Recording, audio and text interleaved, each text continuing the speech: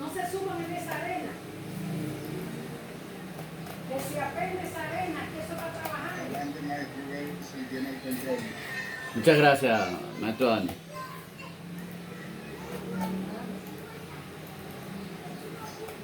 Bien, como les decía, quiero compartir esta breve antología de una muestra de escritores que tomé de Escritores al Viento, un grupo de jóvenes escritores, para destacar, ya no con teoría, como vimos en la conferencia, sino destacar con hechos, ya con pruebas fehacientes, a partir de lo que es la propia creación poética. Vamos entonces a ver esta antología. Vamos a comenzar con este poema Nube del escritor Amaury Espinal. Amaury Espinal, sí, Amaury Espinal. Nubes. ¿De qué están hechas las nubes que juguetean en el cielo de mis horas? Puede que de olvido o tal vez de duelo. Fíjense como de entrada en el poema nosotros encontramos como diría alguien, a bocajarro, una vez, una referencia a esta poética. Cuando hablamos de olvido, ya ahí tenemos palabras, semantemas de esa poética. Aquí tenemos a un poeta en los dos primeros versos que se cuestiona a sí mismo, que se pregunta de qué están hechas las nubes, a cuáles nubes. El poeta aquí anda, lógicamente, como les decía, demostrando lo que es su propio vacío. Continúan estos versos que dice: altiva la cabeza sangra, sobre el pecho lampiño, repleto de tormentas. Canto a las horas que me matan, bajo este cielo de nubes que asfixia mi existencia, queriendo cantar un himno a la belleza primera de una musa que contemple el retrato de mi soledad y no diga otra cosa más que suspiro de tristeza. Me pregunto, ¿de qué están hechas las nubes que juguetean en el cielo de mis horas? Espero que cante la alondra para ir a mis confines, para ir a mi silencio, a encontrarme con el sueño que murió con los huesos rotos en manos del tiempo. Señores, todo lo que yo dije está inmerso en un poema que fue tomado al azar. Yo tengo tanta seguridad de lo que estoy diciendo que tomé poemas al azar para demostrar realmente dónde están esos altibajos de un poeta acogotado por esa soledad y ese vacío existencial. Esa pregunta es una pregunta reiterada. Acá yo quiero saber de qué están hechas las nubes. Entonces, fíjense aquí cómo él espero que cante la alondra. La alondra no ha cantado, se está refiriendo a un futuro que él cree la solución, a su propia realidad. Y si leemos Salida Cordobés de la escritora, de la poeta Marlene Rosario, ¿verdad? Vamos a encontrar esto: al bailar, el vestido bailaba, subía y bajaba, me pisaba los tacones, sudábamos, nos mirábamos, reíamos como adolescentes. Fue divertido bailar rock and roll, mirando la angustia de quien nos veía caminar las calles nocturnas de Córdoba, congelando mi alma sin calor humano. En la milonga de Estela fue compañera inseparable por 2 largas horas. Mis zapatos gritaron en el ascensor al verse clavado en el borde de la puerta. En aquel lugar 4 pedazos de pizza me saludaron. La merluza me miraba con cara desesperante. Sabía deliciosa. En la Plaza San Martín me despedí de mis zapatos, caminé libremente, escuchaba las palomas nuestra conversación y reían a carcajadas. Eso canta Marlene. esa canción de Marlene está imbricada en la poética de la soledad y el vacío.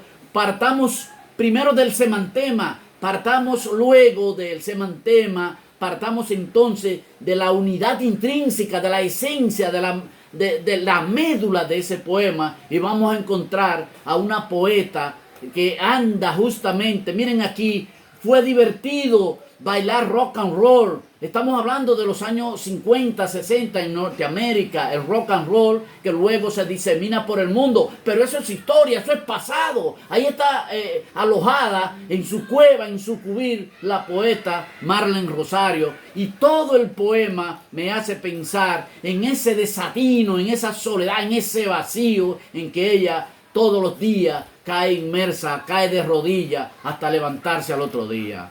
Luego encontramos aquí a la poeta María Zuleika Gómez, que canta de esta manera: un mal a escondida, tantas incógnitas envueltas, una en caracoles, otras en soledades inmensas, agonías rotas que se escapan como humo expuestos al viento. Si yo les pregunto, si ahí no hay soledad y vacío, ¿dónde está la soledad entonces? ¿Qué se llama soledad? ¿Qué es el vacío que está padeciendo nuestro poeta? He ahí en esos 5 primeros versos, y leamos más abajo y veremos. Más se guardan bajo una cacerola secretos que se mueven como ráfagas, se deslizan como serpiente, vuelan como aves de rapiña, sin dejar rastro en la inmensidad del cielo. Miles de murmullos, no se escapan palabras algunas, solo miradas fraudulentas que viajan por las ondas de unos pensamientos lejanos.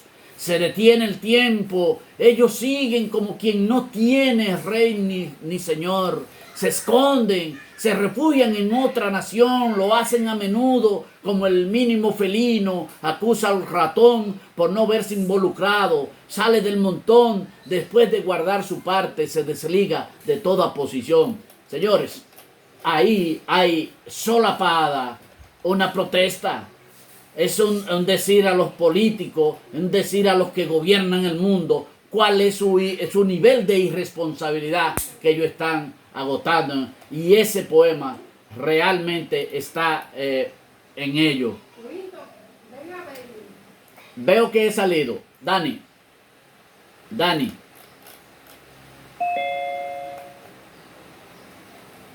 Okay.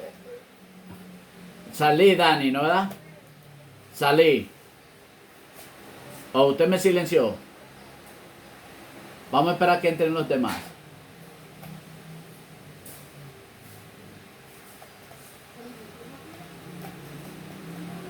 ¿Me escucha, Dani? Dani, ¿me escucha? Sí, le escucho. ¿Me escucha? Sí, parece que me sacó, Okay. me sacó. Ahora le paso. Sí, parece que se reinició. Ok, Le voy a hacer otra vez a usted a ver. ok. Ahí va, ok. Ya. Quedamos en el poema de Zuleika. Señores, disculpen, estamos lógicamente, ustedes saben que la tecnología ayuda, pero también desayuda muchas veces. Leemos un poema, Versos en tiempos de crisis, del escritor Dani Rodríguez, nuestro anfitrión. Vamos a leer. Dice él: fíjense que hasta ahora hemos leído poemas sin rima. Hay poemas entre los escritores de la soledad y el vacío, muchos poemas rimados. Veamos este. Versos en tiempos de crisis 2. Dicen mis oídos que ya escuchan los clamores de los conversos anunciando la venida del juicio final. La especulación que se pasea por los anaqueles económicos, por las góndolas vestidas de usura, exorbitando los rubros como la exuberancia del murazo. Me susurran la caída del crudo, el choque de nervios de las corporaciones y la ausencia de venta onerosa del contrato a futuro. Los rumores pintados de verdades navegando por cables submarinos por las redes sociales, batiendo sus alas por las ondas hercianas del morbo. A veces me siento sospechoso, toso con mi memoria. Yo no sé qué me han hablado, no alcanzo a distinguir las palabras ficticias, noticias ni acumulados. La verdad me la han negado o es algo parecido, pero la culpa, pues la culpa es del olvido al no saber que un finado también es un fallecido. Como un disco rayado, me tortura el sonido de los boletines nebulosos, anunciando los casos confirmados, dejando en aislamiento y sin mención a los no deseados. Oigo el desespero, aclamando, ¡emergencia! No respondo el 9, ni tampoco el 1, ni el otro 1, porque solo es uno más que no sabe de acomodo para llegar en un instante en aeroambulancia a oír el sí de la vida o el no de la muerte. Yo, ya en la quietud del descanso nocturno, emerge el ruido del silencio, la desolación, y junto al canto de las aves, otro sueño sorprende mi cabeza. Díganme, ustedes sean el jurado, en esos versos de Dani, además de haber una protesta solapada, además de haber un silencio a ultranza, ¿qué no hay ahí que no me refiera a la soledad? ¿Qué no hay que no me refiera a mí a ver a Dani como un poeta de la soledad y el vacío? Y es ahí que mis afirmaciones toman cuerpo. Y finalmente, ya para finiquitar, llegamos entonces a este poema de la compañera Alicia Núñez, que canta, que dice: brevedad eterna.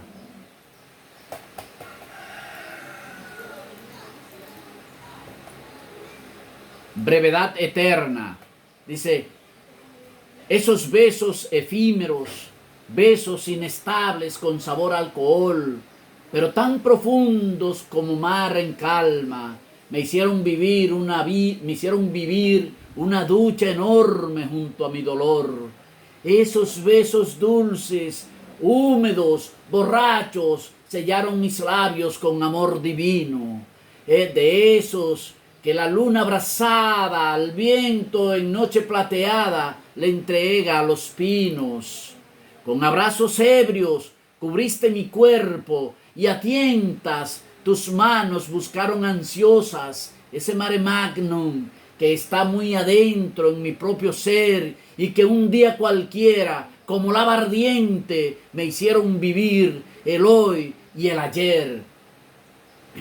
Canta Alicia Núñez, y vuelvo y les reitero esa pregunta: ¿qué me dice a mí que esta poeta no está imbricada en la temática, en sus características, con sus causas, en la estética de la soledad y el vacío, el desamor total en esos versos, esos besos efímeros? Estamos hablando, señores, de ese poeta, de un poeta que se imbrica en esa problemática del amor, pero que tiene un sabor a desamor. Con esta entrega de esta eterna poética, yo les cedo la palabra al concluvio para que sean ustedes las personas que juzguen esta estética que yo he bautizado con el nombre de la soledad y el vacío. ¿La creé yo? No, no es posible. Yo tal vez he hecho un papel de intérprete de esta escrituralidad de estos jóvenes escritores, mas no he sido creador de nada. La estética no se crean, se viven, y es lo único que yo he hecho, vivir la estética de la soledad y el vacío. Gracias por haber escuchado estas palabras que entiendo deben de ser más que palabras, deben de ser una senda sin oblicuidad, una senda sin perdedera que nos conduzca a manejar una estética cuando yo escribo un verso. no importa, se lo repito, no importa que usted escriba a su estilo, a su modo, al fin y al cabo, cae dentro de lo que es la estética de la soledad y el vacío. Muchas gracias. Bien, escuchamos la conferencia a cargo del maestro Berson Rosario, un escritor, poeta, escritor de varios libros de ensayos, libros de literatura, libros de español, en fin, maestro de larga data. Así es que con la participación del maestro Berson Rosario damos por concluida esta parte de la conferencia y pasamos ahora a las participaciones de ustedes. Así es que cedemos a ustedes los turnos. Dani, una pregunta. Pregunta, adelante. ¿Qué lo inspiró a usted a escribir ese poema? Bien, la pregunta debió ser para Berson, que es pero bien. A raíz de todo lo que está sucediendo, sabe que hay inquietudes. Hay inquietudes y hay, bueno, ya Berson lo decía, hay un vacío existencial del ser humano. Todo ser humano tiene ese vacío existencial y hay un momento en que uno tiene que desahogarse, tiene que decir lo que siente. Y bueno, decirlo a modo de protesta, decirlo de manera que se entere el mundo. Entonces, es todo lo que está sucediendo, decirlo de alguna manera. Es por eso que uno se inspira muchas veces en temas tan diversos como el amor, temas tan diversos como las situaciones sociales que se están dando, como la guerra económica, como también que vemos. Así es que hay muchas situaciones por las cuales uno se inspira en diferentes temas y esa es una.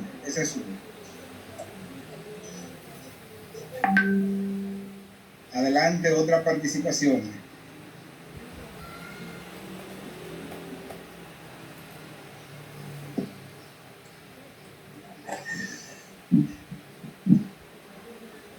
¿A qué se refiere el maestro cuando dice soledad? ¿Es que el escritor está solo siempre? ¿Es que el escritor está vacío por dentro, que no tiene nada de qué escribir? ¿Será eso? Vamos a ver.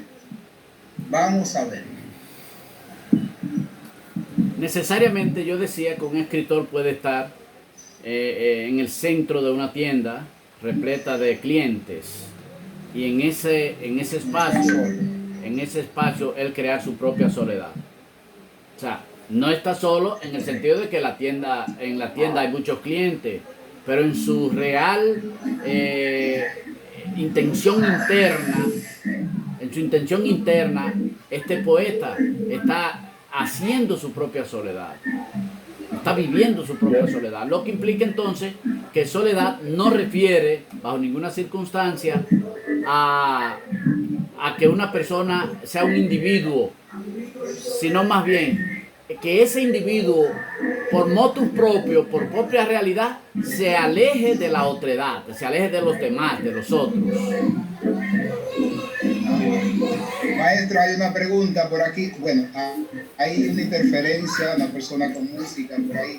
Vamos a ver si voy a silenciar para que puedan solamente hablar lo que necesiten en ese momento.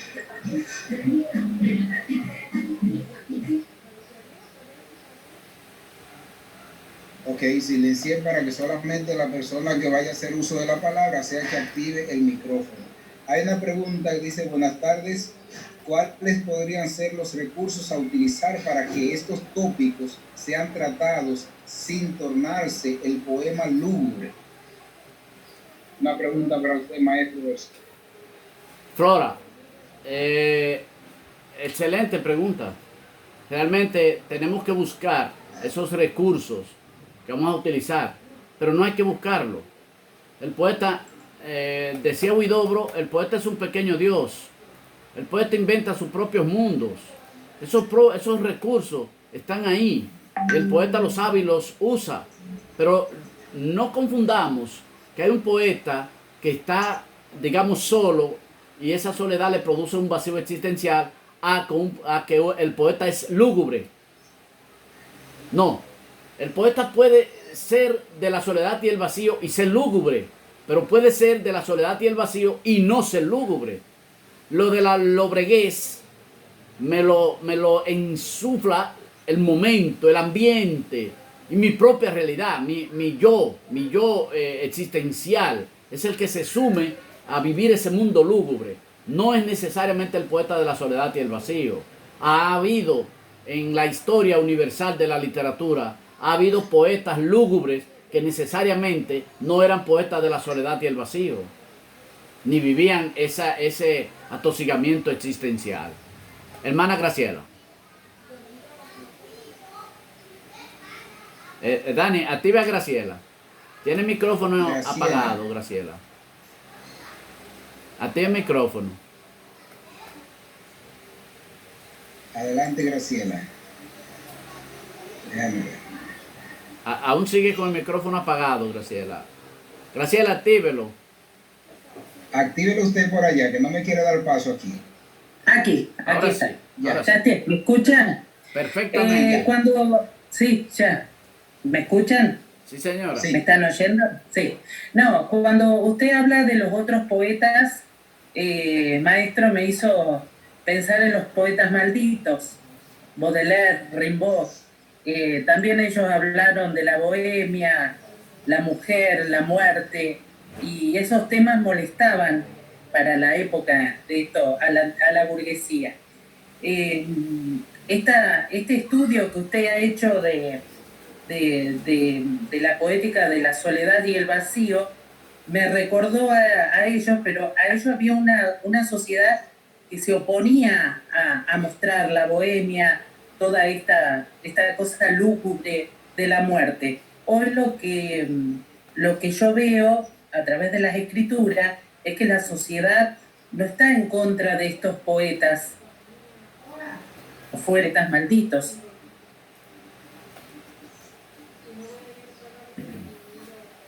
Se fue el audio. Sí. Continúe. ¿Puede continuar? ¿Me escuchó? Sí, No, ¿me perfectamente. escuchó? Sí, perfectamente. Sí. Sí, usted tiene razón, Graciela. Sí. Decía que usted tiene razón. Adelante, sí. Graciela, adelante. No, que cuando pensé en estos temas, y yo escribo también, y me puse a analizar, y aquí tenía algunos escritos, y pensaba que estoy dentro de la temática de la soledad y el vacío, que también es por una constante de este mundo distópico que tenemos, no utópico, creo que, pero no hay una censura de parte de los establishment hacia ese tipo de escritura que hoy estamos haciendo por el contexto que tenemos. Sí, usted ha hecho una comparación entre los poetas simbolistas, los poetas malditos sobre todo, con los poetas de la soledad y el vacío. Si usted recuerda, al principio yo establecía que la época le pone el traje. La época le pone el traje al poeta. O sea, el poeta como escritor y el escritor como ente social, entonces recibe de la sociedad los temas, recibe la estrategia, recibe todo lo que vas a utilizar convertido en una estética. Los escritores de ese momento al que usted refería, los simbolistas franceses, debemos recordar en qué época estamos hablando. Y además de esto, ¿cuál era la vivencia de la clase social que estaba dirigiendo los destinos de Francia para ese momento? O sea, había lógicamente los poetas malditos, como malditos al fin, escribían y se les llamaron poetas malditos justamente porque iban en contra de este remanente que estaba dirigiendo la sociedad francesa del momento. O sea que en el caso de nosotros, ellos tuvieron una especie de tapaboca. Parece que la pandemia era poética en ese momento y se le tapó la boca. se le intentó tapar la boca, por eso se le llamaron poetas malditos. En el caso de nosotros, es diferente la época. Tenemos una época donde el político realmente no tiene cómo responderle a la sociedad, y ese vacío que ellos llevan en la conducción del Estado, de las cosas del Estado, se lo insuflan a partir de los movimientos sociales y de todo esto a los escritores. Y los escritores entonces se han atrincherado en su propia realidad, en su fuero interno, a tal punto que, diríamos, no le interesa lo que sí le interesó a los simbolistas o poetas malditos del momento, que fue enfrentar un establishment, como usted dice, ¿no? Bien establecido, lógicamente, en contra de eso que ellos llamaban el surgimiento de la burguesía, pero esta burguesía muy desquiciada, cometiendo todo tipo de vejámenes en contra de un pueblo casi analfabeto. Son diferentes las épocas y los momentos, incluso, y la manifestación social. Pero usted tiene razón en ese sentido. Gracias. Por suerte a nosotros no nos han puesto la mordaza que le pusieron a los poetas malditos.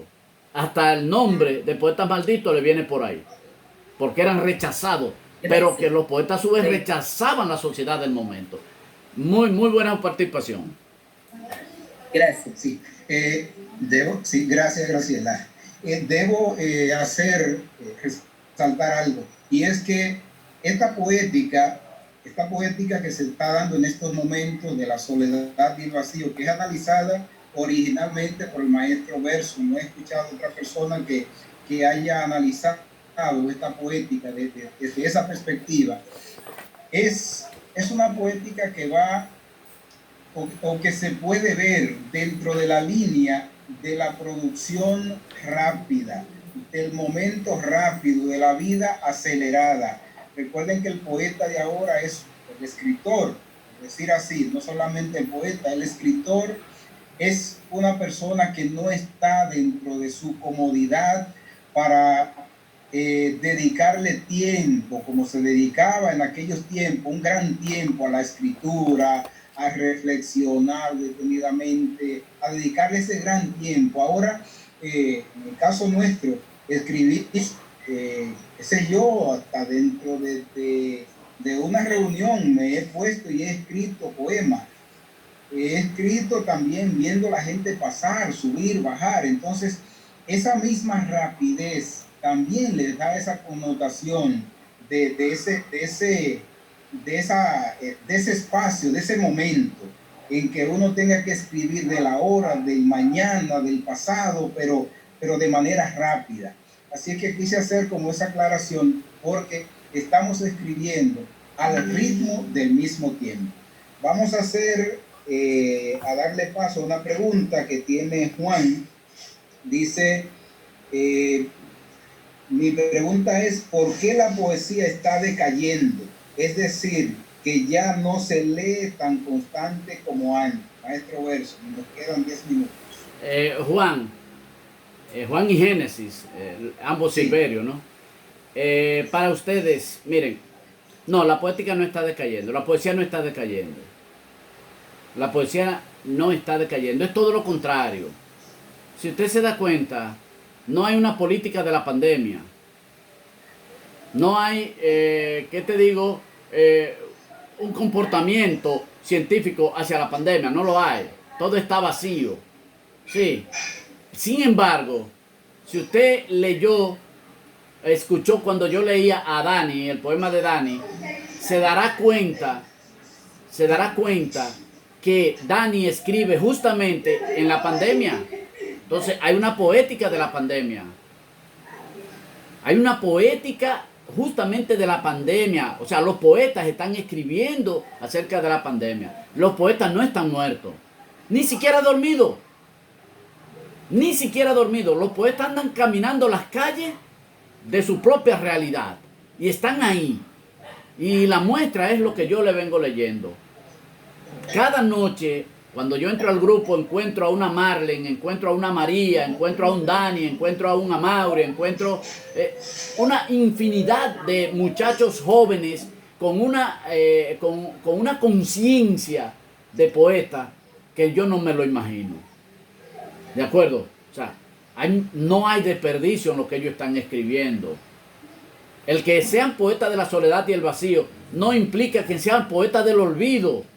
No implica que esos poetas nadie los lea. Sí los leen. A tal punto, y lo que voy a decir desmiente lo que dice la sociedad. La sociedad dice, no se lee. Eso es exagerar.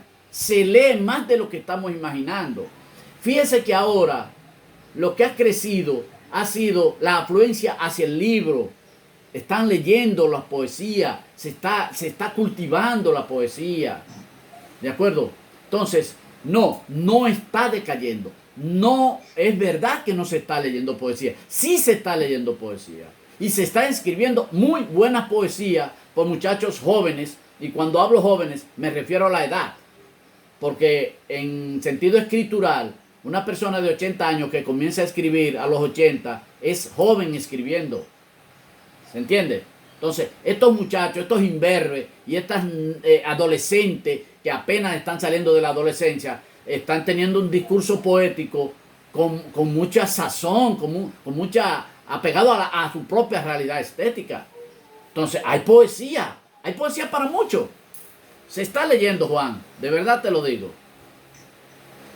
Muy bien, quiero agradecer la participación de Gale Puerto Plata, Gale Mao, también de los escritores al viento que han sido invitados a esta conferencia, parte también de los maestrantes de la maestría en lingüística aplicada a la enseñanza del español.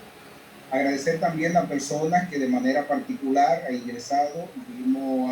Vimos a José Alberto Blanco, que también ingresó, ya se retiró porque ha sido bastante extensa la conferencia, la participación. Otras personas invitadas que nos han acompañado, qué bueno. Dani, están los estudiantes de letras, sobre todo, bueno, de los diferentes grupos de chat que tenemos en la asignatura de letras. He visto algunas caras, pero sobre todo los de letra 442, que tienen un trabajo más o menos con esa referencia. Qué bien. Los estudiantes de la UAS, estudiantes de Maestro Gerson Rosario. También Graciela Noemí, que nos acompaña y nos ha acompañado en otras oportunidades desde Argentina. Ha estado compartiendo con nosotros. Y qué bueno que podemos intercambiar impresiones y que esta no sea solamente la oportunidad para encontrarnos, sino que haya otras oportunidades para encontrarnos. A estas jóvenes generaciones, exhortarles que escriban, atrévanse a escribir, porque es de donde nosotros podemos partir para nosotros dejar un legado, que no necesariamente tiene que ser un legado como se dejaba antes. Se dejaba un legado económico a las generaciones, un legado material. También se puede dejar un legado de su pensamiento, de lo que usted piensa, de lo que usted vive.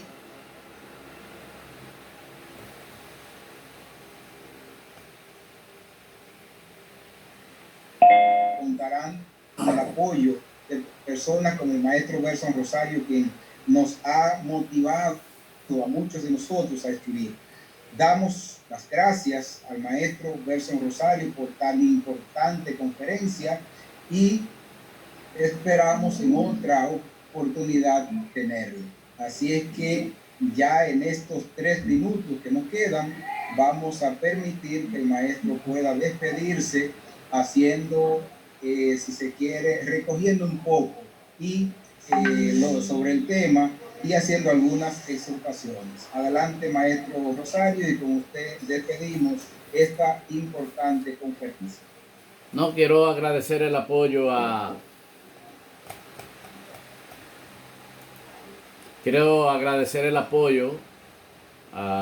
todos los participantes en la conferencia. Y caramba, debemos de reírnos de la vida. Fíjense, la única forma de uno acercarse es a partir de una pandemia. Hemos aprendido muchas cosas incluyendo a lavarnos las manos y a taparnos las bocas. Decía alguien que gracias a Dios que ya las chismosas no hablan porque le taparon la boca. Bueno, pero a mí no me la tapan porque momentos como estos son muy necesarios, sobre todo para esos jóvenes escritores que emergen como repollo de un árbol bien cimentado en la naturaleza de la vida. De manera que, gracias a todo, no se metan aquí todo lo que he dicho porque su escrituralidad es espontánea. Lo que yo digo no tiene que ser necesariamente. Sencillamente yo he hablado a partir de unos estudios, de unas investigaciones y de un interés que tengo en que haya un momento crítico para ustedes. Fíjense que los críticos es una especie extinguida, no en extinción, sino extinguida. Y un escritor sin crítico no llega muy lejos porque no sabe hacia dónde va. Quien le traza el camino a los escritores son los críticos. De tal manera, jóvenes escritores y demás oyentes, que si no son escritores por lo menos van a ser lectores de los escritores que estamos hablando. Así es que les deseamos a ustedes una feliz tarde y saben que pueden contar conmigo. Tengo una editorial que se llama Editorial Sililla, es sin fines de lucro.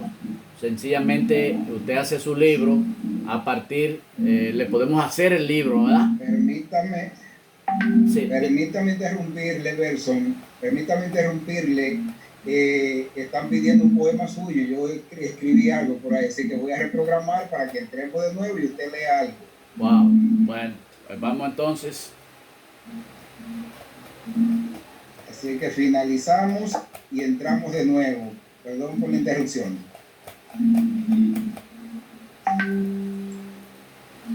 Six en punto.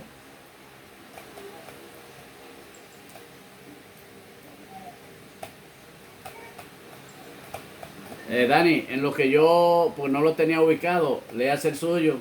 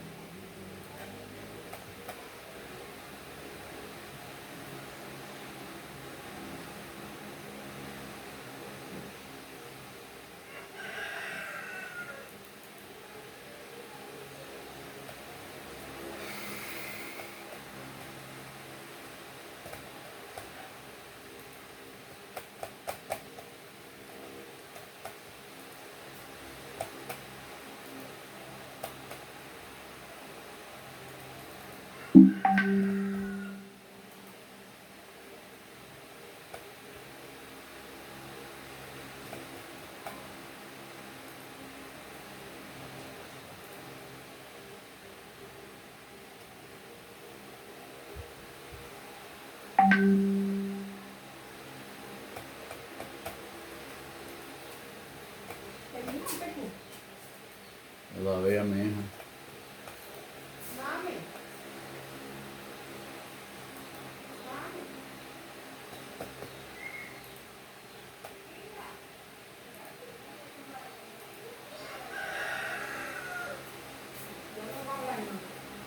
Dame agua, a ver. Pues a mí me entregan una cosa allí y yo la tengo que botar.